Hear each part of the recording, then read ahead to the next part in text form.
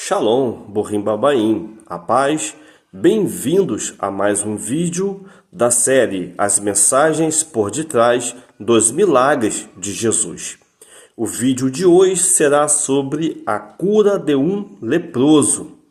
Pois é, o título é um pouco forte, mas é o que está na Bíblia. Tomarei como base Mateus capítulo 8, do versículo 1 ao 4, e Lucas capítulo 5, do versículo 12 ao 16. Está assim: quando ele desceu do monte, grandes multidões o seguiram. Um leproso, aproximando-se, adorou-o de joelho e disse: Senhor, se quiseres, pode purificar-me? Jesus, estendendo a mão, tocou nele e disse: Quero, seja purificado. E imediatamente ele foi purificado da lepra. Em seguida, Jesus lhe disse: Olhe, não conte isso a ninguém, mas vá mostrar-se ao sacerdote e apresenta a oferta que Moisés ordenou, para que sirva de testemunho. Mateus 8, de 1 ao 4. Agora Lucas 5, do 12 ao 16. Está assim: estando Jesus numa das cidades, passou um homem coberto de lepra. Quando viu a Jesus, prostrou-se com o rosto em terra e rogou-lhe: Se quiseres, podeis purificar-me? Jesus estendeu a mão e tocou nele, dizendo: Quero, seja purificado. E imediatamente a lepra o deixou. Então Jesus lhe ordenou: Não conte isso a ninguém, mas vá mostrar-se ao sacerdote e ofereça pela sua purificação os sacrifícios que Moisés ordenou, para que sirva de testemunho.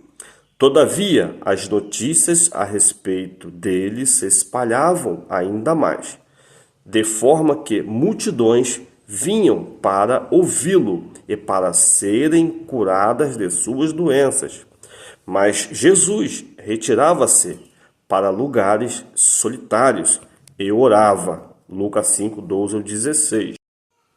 Agora, pontos importantes para entendermos esse milagre. Primeiro ponto: o leproso reconhece Jesus como Senhor, como autoridade. No texto em grego, a palavra Senhor aparece como Kyrios. Ela é traduzida em hebraico por Adonai.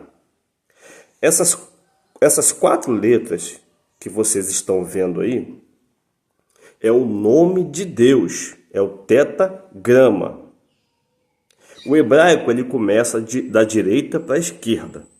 Essa primeira letrinha, que parece uma vírgula, é o Yod. É traduzido no português pelo Y. A segunda letra que você está vendo aí é o Rei. E ela é traduzida para o português por H. A terceira letra que está no meio é o Vav. É traduzida por W. E a última letra é o Rei de novo, que é traduzida pelo H. Yod, Re, Vav, Re. É o tetagrama. Toda vez que aparecer o nome Senhor na Bíblia em caixa alta, em maiúsculo, é o nome de Deus, é o tetagrama que está no texto original, ok? Primeiro ponto: o leproso reconhece Jesus como autoridade, como uma divindade. Segundo ponto: por que Jesus pediu para não contar para ninguém? É muito comum nos evangelhos percebermos Jesus fazendo um milagre e dizendo para as pessoas que recebeu esse milagre, ele dizia para não contar para ninguém. Existe pelo menos 6 vezes que isso ocorre. Veja: a cura de um leproso, que é esse, Mateus 8, 4. várias curas entre aqueles que o seguiam, Mateus 12:16, a cura de 2 cegos, Mateus 9:30, a ressurreição da filha de Jairo, Marcos 5:43, a cura de um surdo e um gago, em Marcos 5:43 e Marcos 7:36, e a cura de um cego em Betsaida. Ou seja, Jesus pediu várias vezes para que a pessoa que recebera o milagre não contasse para ninguém. Mas a dúvida que fica é: por que isso? Bom, fica essa dúvida. Nós não devemos propagar o testemunho? Jesus sabe de todas as coisas. Veja, em outros lugares, o próprio Jesus diz para contar para todo mundo, como foi o caso quando expulsou os demônios de um gadareno. O homem queria seguir Jesus, porém ele não permitiu e disse. Jesus não o permitiu, mas disse: vá para casa, para sua família e anuncie-lhes quanto o Senhor fez por você e como teve misericórdia de você. Marcos 5:19. Essa pessoa queria seguir Jesus, mas Jesus disse: vá para a sua casa e anuncia tudo o que o Senhor tem feito por ti. Bom, não permitiu que anunciasse que ele era o Cristo. Existe ainda algumas ocasiões que Jesus não permitiu que os discípulos falassem que ele era o Cristo. Então mandou os seus discípulos que a ninguém dissesse que ele era o Cristo. Mateus 16:20, Marcos 8:29-30. Tendo isso em mente, vamos agora entender por que não era permitido falar dos milagres. Hipóteses porque Jesus não deixou ele falar. Existem muitas interpretações sobre isso. Vejamos algumas. Primeira hipótese: não era o tempo dele se manifestar ainda. A primeira interpretação é que ainda não havia chegado o seu tempo de se manifestar. Até parece fazer sentido, mas olhando mais a fundo, observamos que ele falou isso depois de ter vários milagres já feitos. Sendo assim, descartamos essa possibilidade.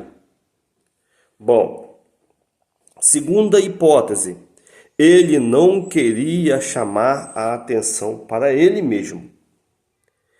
Esta segunda interpretação é a que mais faz sentido. Ele não queria chamar a atenção de todos para si, pois assim ficaria mais difícil dele propagar o evangelho sem ser perseguido. Por exemplo, houve ocasiões que ele não podia nem entrar na cidade, pois a fama dele era muito grande. Veja, por exemplo, em Marcos. Ele, porém, saiu e começou a tornar público o fato, espalhando a notícia. Por isso, Jesus não podia mais entrar publicamente em nenhuma cidade, mas ficava fora, em lugares solitários. Todavia, assim mesmo vinha a ele gente de todas as partes. Fica óbvio para mim que a intenção de Jesus de não permitir, às vezes, das pessoas contar os seus testemunhos. Por quê? Porque Jesus queria mais tempo para ensinar o Evangelho. Veja, nesse primeiro momento, a intenção de Jesus era levar as boas novas e não ficar conhecido por ser milagreiro. Ora, a intenção de Jesus era ter tempo para pregar o Evangelho e não ser conhecido por ser um milagreiro. Fato curioso sobre o Evangelho. A palavra evangelho, termo grego evangelho. O Evangelho não foi inventado por Jesus. O Evangelho já existia nos tempos de Jesus e era usado por Roma. Roma já usava o Evangelho. Por exemplo, uma guarnição do exército de Roma saía para uma batalha, para uma guerra. E quando essa guarnição voltava, ela trazia o Evangelho. Ela trazia as boas notícias de vitória. Ou seja, o Evangelho é boas notícias, boas novas. E Jesus usou esse termo. Jesus usou essa palavra Evangelho para trazer as boas novas da sua palavra. Esse termo já era conhecido, não é um termo inventado por Jesus. Acho que deu para entender. O Evangelho é boas notícias, boas novas. E Jesus usou o Evangelho para trazer as boas novas, que é a palavra de Deus, que é a Bíblia, o que nós estamos estudando aqui nesse vídeo. Ok? Ficou claro o que é o Evangelho? Bom, vamos à frente. Um fato muito importante. Por que Jesus mandou o leproso ir falar com o sacerdote? Vamos entender isso? Jesus ordenou ao leproso que se apresentasse ao sacerdote para a inspeção. Isso era importante porque, dessa forma, uma prova objetiva de sua cura poderia ser obtida. E o leproso curado poderia, então, entrar na sociedade novamente, conforme o ordenado em Levíticos 14, de 2 a 31. Texto de Levítico. Esta é a regulamentação acerca da purificação de um leproso. Ele será levado ao sacerdote que saíra do acampamento e o examinará. Se a pessoa foi curada da lepra, o sacerdote ordenará que 2 aves puras, vivas, um pedaço de madeira de cedro, um pano vermelho e um ramo de hisopo sejam trazidos em favor daquele que seria purificado. Então o sacerdote ordenará que uma das aves seja morta numa vasilha de barro com água da fonte. Aqui era o ritual de purificação de um leproso. Depois desse ritual, o leproso ficaria puro e poderia ser restituído à sociedade. Veja que Jesus, além de purificar, curar o homem, Jesus ainda introduz ele novamente à sociedade. Muito bom isso aqui. Fato muito importante para essa lição. Jesus, além de curar, Jesus ainda coloca uma pessoa de volta à sociedade. Lições importantes que aprendemos com esse texto. Agora que já temos o conhecimento dos fatos, vejamos algumas lições. Primeira lição: a forma de chegar na presença de Deus é importante. Aproximando-se, adorou-o de joelhos. A primeira lição que aprendemos com este leproso é a forma de chegar na presença de Deus importa. Ele chegou na presença de Jesus e o adorou. E já ficou de joelho. Isso demonstra humildade e reconhecimento. Aprendemos também em Hebreus como devemos nos chegar ao trono de Deus. Assim sendo, aproximemo-nos do trono da graça com toda a confiança, a fim de recebermos misericórdia e encontrarmos graça que nos ajude no momento de necessidade. Hebreus 4,16. Veja a importância de nós reconhecermos a autoridade que é o nosso Senhor Jesus Cristo. Precisamos sempre reconhecer a sua soberania. Amém? Segundo ponto interessante é a vontade de Deus. A vontade de Deus tem que prevalecer. Olha o que ele diz: Senhor, se quiseres, podeis purificar-me? Embora o grande desejo deste homem fosse ser curado, ele falou para Jesus: se for a sua vontade, se for do seu querer, purifica-me. Isso demonstra submissão. Muitas vezes queremos impor nossas vontades para Deus. Esquecemos de orar como este homem. O próprio Jesus nos ensinou sobre isso também em momentos antes de sua morte, orando.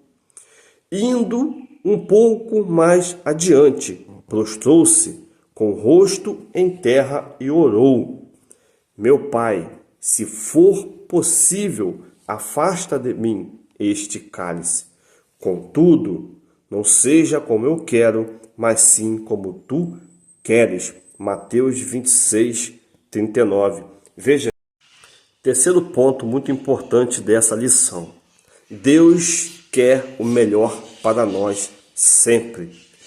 Jesus estendeu a mão, tocou nele e disse: quero, seja purificado. Este ainda é um conceito que muitos não entenderam. Deus, sem dúvida, queria purificá-lo. Por mais que você queira seu bem, saiba que não chega a ser uma fração do que Deus tem preparado para nós. O versículo-chave é: todavia, como está escrito, olho nenhum viu, ouvido nenhum ouviu, mente nenhuma imaginou o que Deus preparou para aqueles que o amam. 1 Coríntios capítulo 2, versículo 9. Nada nesse mundo se compara com o que Deus tem preparado para nós. Acredite nisso. Baruch Hashem, Adonai, bendito é o nome do Senhor. Deus sempre tem algo melhor para nós. É só confiar. O quarto ponto dessa lição: nem tudo que Deus nos dá devemos contar. Nem todos estão preparados para ouvir as suas vitórias. Veja o texto: olhe, não conte isso a ninguém. Aqui aprendemos outra lição importante. Nem tudo que Deus faz em nossas vidas devemos contar. Quando você for abençoado com algum presente da parte de Deus, pense muito bem para quem você vai compartilhar, pois nem todos querem seu bem. Por isso é necessário pedir sabedoria para tomar todas as decisões em nossas vidas. Às vezes, Deus quer nos prosperar em silêncio. Então, saiba discernir isso. Que maravilha! É bem verdade.